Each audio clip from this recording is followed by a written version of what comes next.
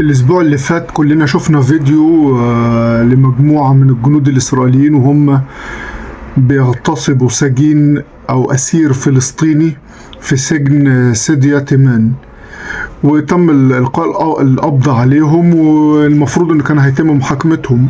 فقناة 13 إسرائيلية أعلنت إن في اتفاق إن هيتم معاقبة الجنود المتهمين بارتكاب الفعل الفاضح، الفعل المشين، الجريمة اللي عملوها في حق أسير فلسطيني، بأنهم هيتعاقبوا بأنهم هيتحبسوا في المنزل في البيت.